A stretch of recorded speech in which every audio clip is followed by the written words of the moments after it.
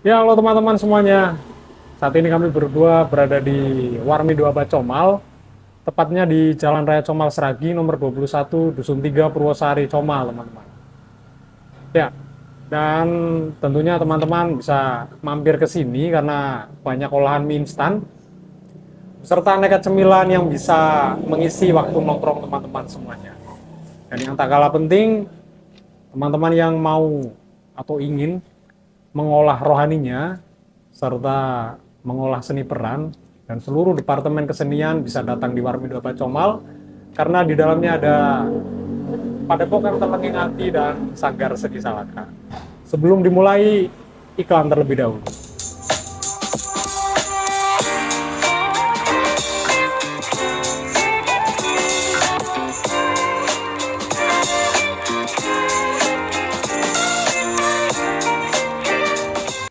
Ya, teman-teman semuanya, di samping saya sudah ada beliau Abah Rasdani. Assalamualaikum warahmatullahi wabarakatuh, Abah. Waalaikumsalam warahmatullahi wabarakatuh. Bagaimana kabar? Alhamdulillah sehat. Ya, tentunya dengan semangat yang masih seperti anak muda ya, Pak. Waduh. Berbicara alam semesta, Pak, kita meyakini beberapa teori yang tentunya yang paling familiar adalah teori Big Bang. Meskipun banyak ilmuwan atau orang peneliti yang mengatakan banyak teori pembentukan alam semesta. Kalau mengacu dari teori Big Bang, alam semesta terbentuk dari jutaan bahkan triliunan atom. Ya, partikel. Ya, dan terjadi sebuah dentuman yang luar biasa, singkatnya menghasilkan alam semesta, Pak. Dan diyakini alam semesta itu menyimpan energi, baik fisik maupun non-fisik. Kalau kita berbicara fisik, tentunya teman-teman yang ada di rumah sudah tahu, Pak. Nah, yang akan dibahas, bisa Abah paparkan, bentuk energi non-fisik dari alam semesta itu seperti apa? Ya, bahwa alam semesta itu luar biasa. Ya. Tempat bernaung para makhluk, baik yang kasat mata maupun yang tidak. Dari situlah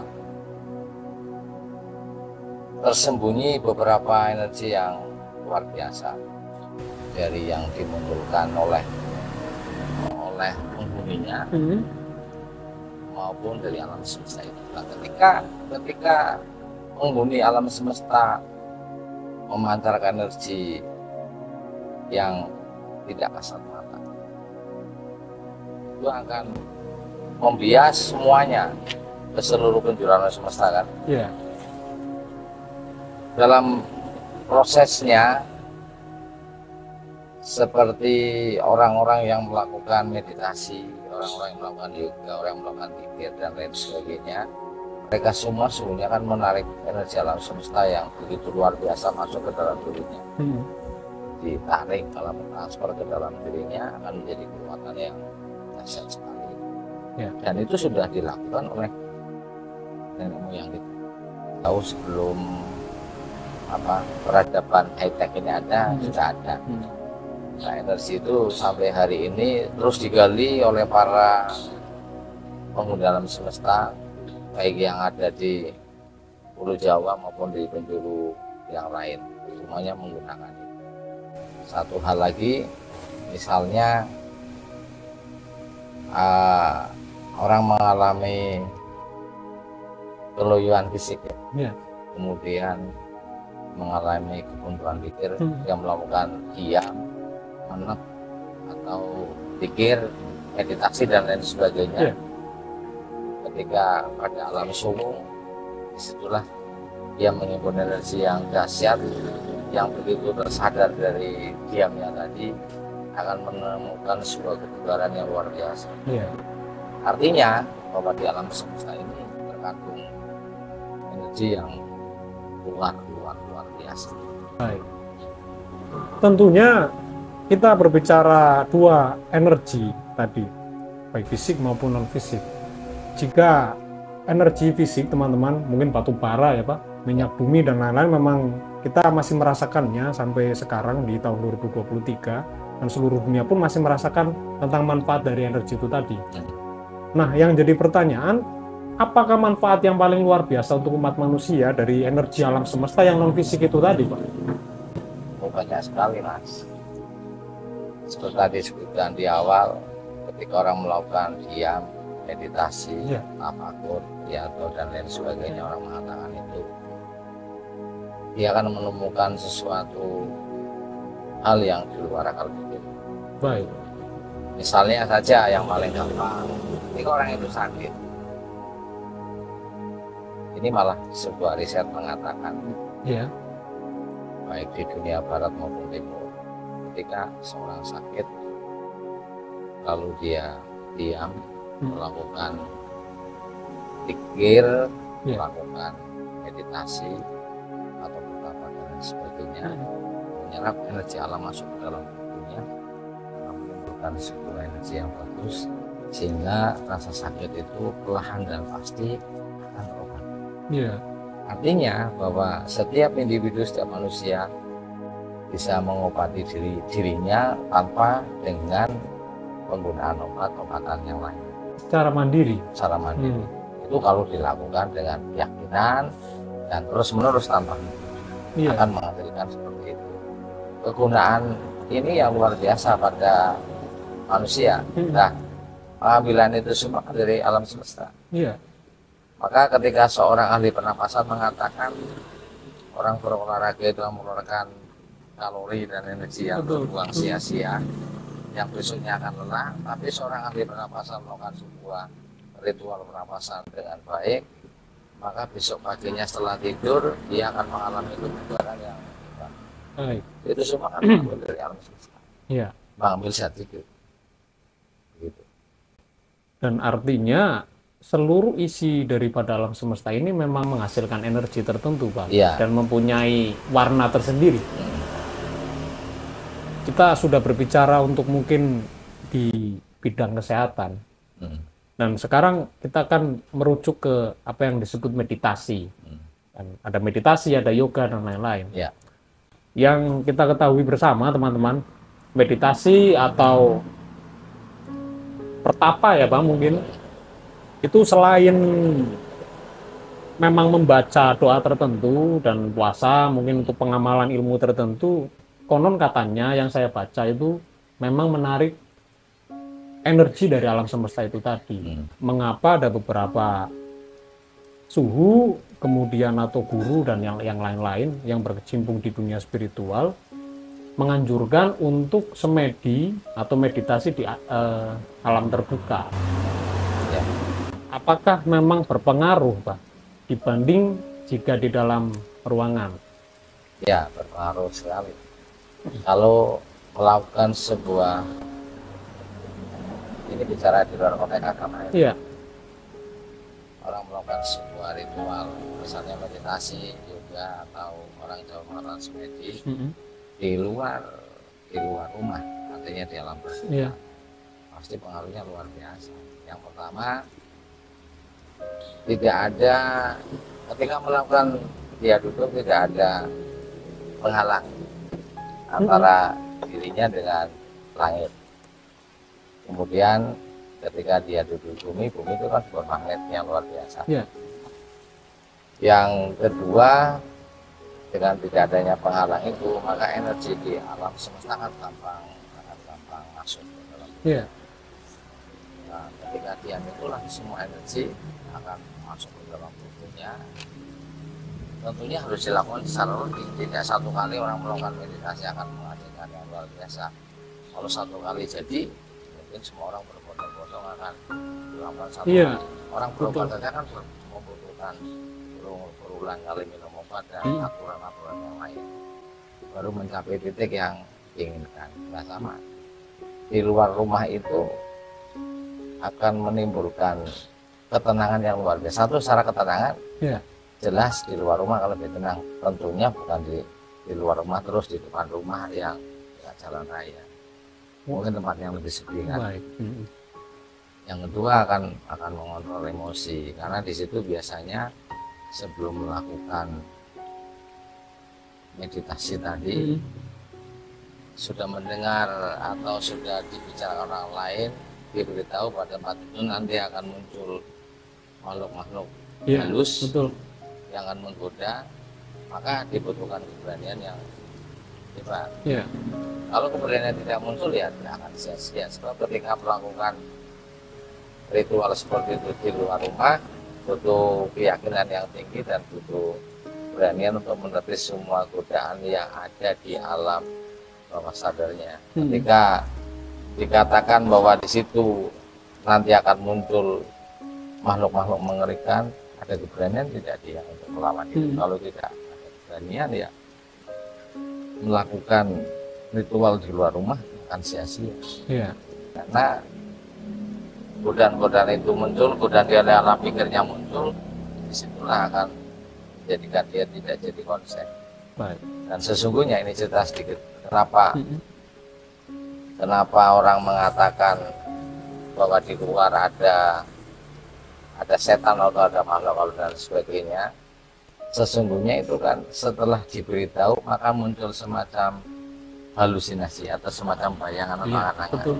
Tapi seandainya orang itu tidak pernah diberitahu, contoh anak kecil di situ ada bara api, kemudian dia belum direkam jejak pikirnya, belum pernah diberitahu bahwa bara api itu akan mencelakakan, pasti anak kecil itu akan memegangnya. Iya, masuk akal. Nah, kalau orang tua nggak seperti itu, karena kehidupannya yang begitu kompleks ya, permasalahan ditambah banyak cerita-cerita yang masuk dalam alam pikirnya, begitu akan melakukan pasti akan muncul semacam rasa ketakutan, termasuk was-was dan lain sebagainya. Itu yang menjadi permasalahan terbesar ketika orang melakukan hal itu di luar. Ya.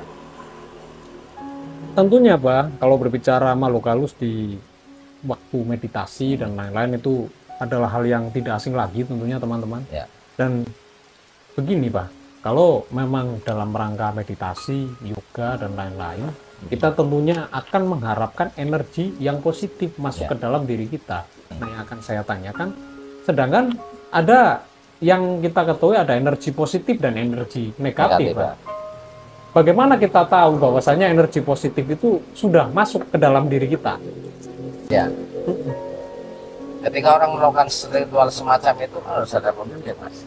Iya, artinya betul. Dia tidak membaca buku atau belajar di YouTube melakukan sesuatu. Lah kalau terjadi apa-apa, ya katanya adalah siapa? Siapa yang beritahu bahwa itu energi bagus atau tidak? Itu yang muncul setan atau malaikat kan tidak ada yang tahu. Maka perlu ada mursyid, perlu ada seorang suhu, perlu ada seorang pembimbing.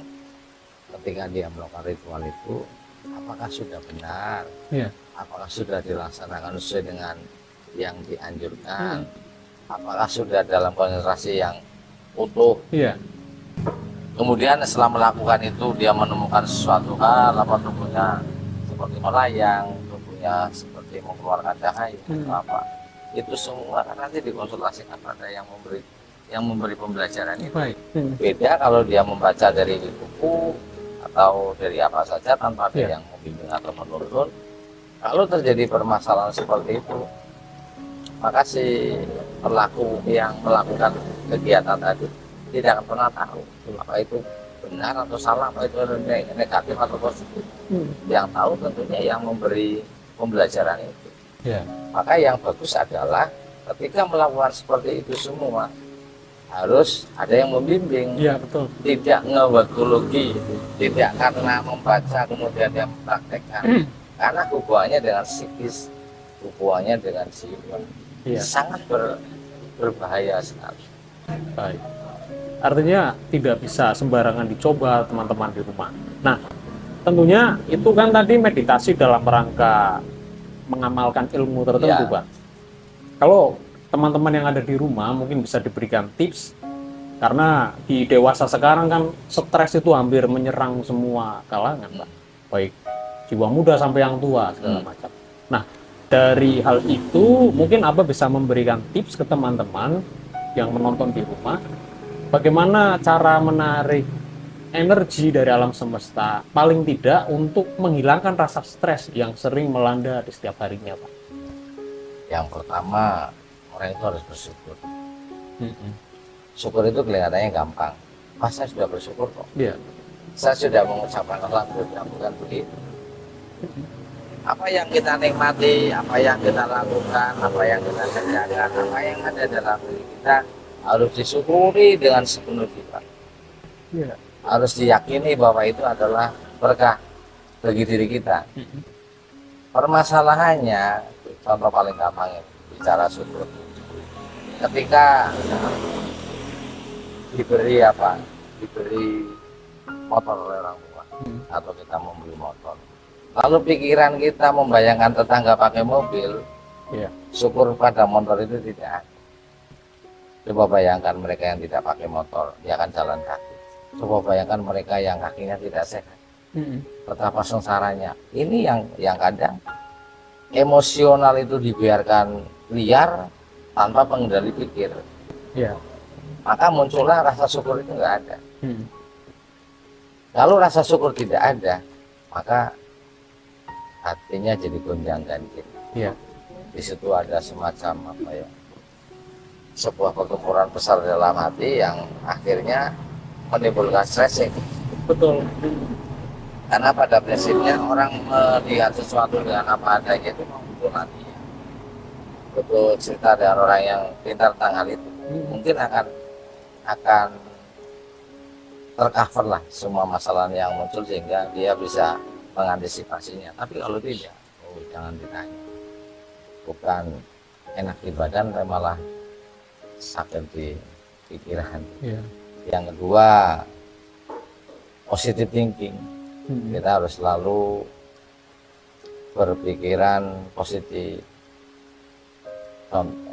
Hal paling gampang adalah ketika orang tidak bertanya kepada kita, sudah kenal berpapasan lalu tidak menegur, langsung pikiran kita mengatakan itu berarti nggak suka dengan saya, apa ya, itu apa ini, itu yang nggak boleh. Kemudian selalu menganggap apa yang kita miliki tidak pernah disadari bahwa itu berkah. Kita mikirnya yang tidak, lalu memaki apa yang ada terjadi. Melakukan sesuatu belum dilakukan takut gagal. Iya. Kemudian kita ada selalu dalam zona nyaman. Itu kan sesungguhnya pikiran-pikiran negatif ini. Nah, kalau positive thinking itu tidak dibangun, pikiran yang positif, satu akan menimbulkan stressing, yang kedua pasti kalau stressing akan menimbulkan penyakit. Iya. Penyakit badani ya, sampai penyakit jiwa dan penyakit badan. Betul. Itu akan terus, dan seperti itu ya kita itu dalam kesengsaraan. Positif itu harus dibangun terus, tidak pernah berhenti, seperti kegiatan tubuh kita, seperti detak jantung kita. Atau kita sudah mengajarkan berdetak sesuai dengan aturan mainnya. Coba kalau jantung kita mengingkari, wah aku nggak suka sama tubuh ini orangnya nggak pernah komitmen, ya besok saya detaknya pelan. Oh pasti nggak bisa beraktivitas. Alam semesta sudah mengajarkan putaran bumi pasti 24 jam, matahari terbit mesti sebelum jam 6, itu kan sebuah kepastian. Nah, kenapa dalam diri kita tidak belajar seperti itu? Kalau kita belajar seperti itu, maka akan meraih sukses yang luar biasa. Baik secara fisik maupun non fisik. Itu yang tidak dilakukan. Yang ketiga, selalu mau belajar dari pengalaman. Kalau orang itu tidak mau belajar dari pengalaman, selalu gampang, selalu apa yang terjadi dianggap hal biasa, maka hari besok pasti tidak akan pernah baik dari hari ini. Karena pengalaman itu guru yang luar biasa. Ini yang tidak pernah disikapi oleh media. Bahwa kejadian yang terjadi itu adalah sebuah pembelajaran luar biasa.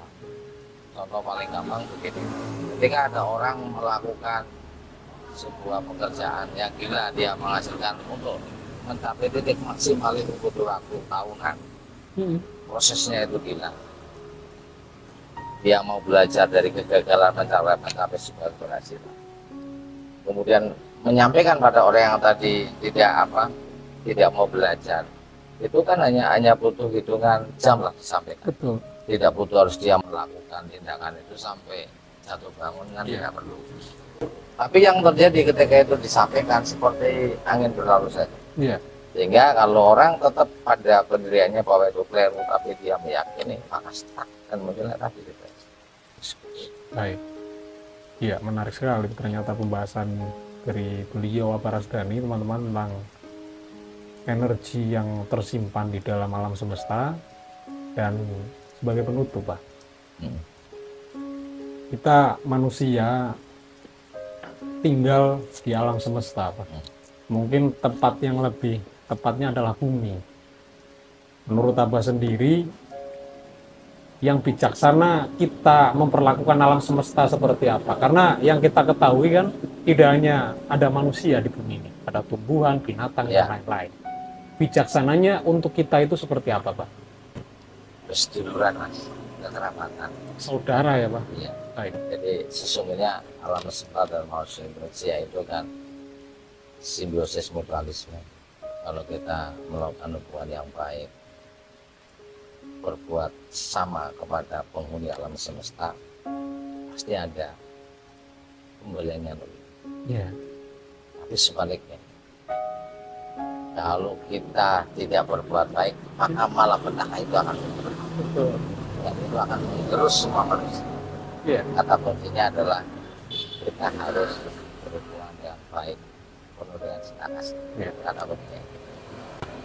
Ya, teman-teman, berperilaku arif dengan alam semesta mungkin adalah cerminan kita untuk menghargai sebuah ciptaan dari Yang Maha Kuasa ya, Pak, dari Tuhan. Jadi seperti itu. Menarik sekali video pada kali ini yang dibahas oleh Aparasdani. Dan teman-teman, seperti biasa, yang ingin memberikan ide tema untuk pembahasan podcast lanjutan bisa dibubuhkan di komentar atau bisa hubungi kami di email yang sudah kami sertakan di deskripsi channel. Begitu saja teman-teman, sehat selalu di rumah, ketemu lagi di video selanjutnya. Ikuti terus penelusuran Aparasdani yang lebih Mengerikan. mengerikan. Bye, thank you.